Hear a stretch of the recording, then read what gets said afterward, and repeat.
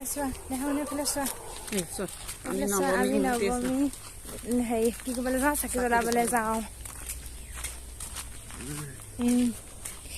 এইফালে আমি 4টা গৈছোঁ দেউতাই নজ্বলাই আহিব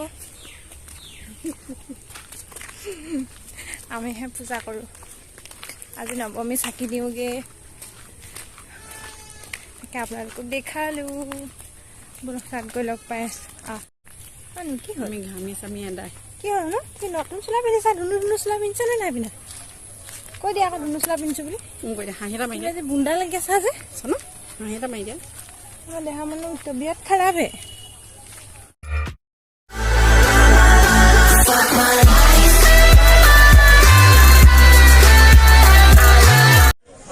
আৰু এতিয়াহে আমি পূজাৰ মণ্ডপ পালোহি আৰু আহি পাই মই প্ৰথমতে আপোনালোকক অকণমান ইয়াৰ দৃশ্যটো দেখাই লৈছোঁ আৰু এইটো পেণ্ডেলটো দেখিছে নহয় এই পেণ্ডেলটো আমাৰ দেউতাই দিছে মানে আমাৰ যিহেতু পেণ্ডেল আছে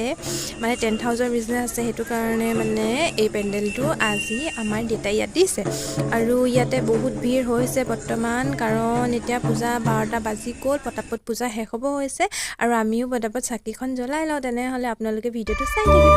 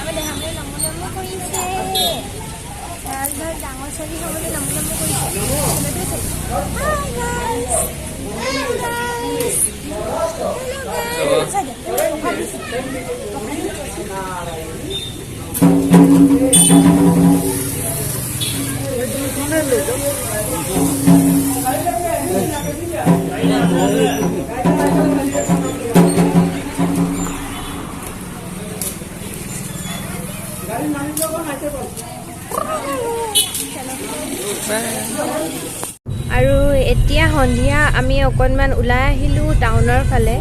সোণাৰী টাউনলৈ ওলাই আহিলোঁ মানে আমাৰ ঘৰৰ পৰা ইমান বেছি দূৰ নহয় 4 কিলোমিটাৰ হয় আৰু সেইটো কাৰণে ওলাই আহিলোঁ পূজা চাবলৈ বুলি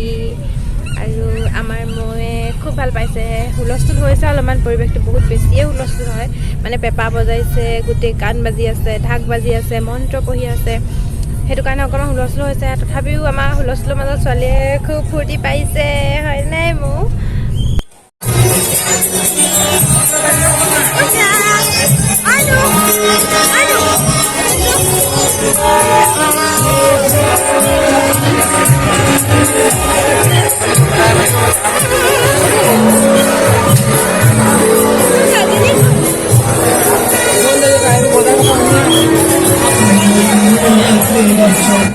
এইবাৰ আমাৰ সোণাৰী টাউনত খুব ধুনীয়াকৈ দুৰ্গা পূজা আয়োজন কৰিছিলে সকলোৱে মানে প্ৰতিখন কমিটি আৰু বহুত ধুনীয়াকৈ ডেকোৰেশ্যন কৰিছিলে বহুত ধুনীয়া লাগিছিলে মানে ভাল লাগিছিলে এবাৰ যিহেতু বহুত কেইবাবছৰো কৰোণা বুলি পোৱা নাছিলে সেয়েহে এবাৰ অকণমান জাকজমকতাটো বেছি আছিলে এয়া দেখিছে নহয় এয়া আমাৰ ভজু চাৰিআলিত পূজা মণ্ডপটোৰ হয় ইমান ধুনীয়াকৈ ছাতি দিয়ে বা মানে পূজা পাতিছিলে ছাতিৰ ডেকোৰেশ্যন কৰিছিলে মানে ৰাস্তাটোত আৰু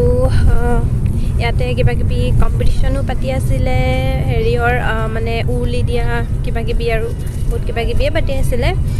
ইমান দেৰি ৰখিবলৈ নহ'ল কাৰণ বহুত বেছি হুলস্থুল হৈছিলে যে মই অকণমান আমনি পাব বুলি আমি সোনকালে গুচি আহিলোঁ তাৰপৰা হ'লেও আপোনালোকক যিমান পাৰোঁ অকণমান মই দেখাইছোঁ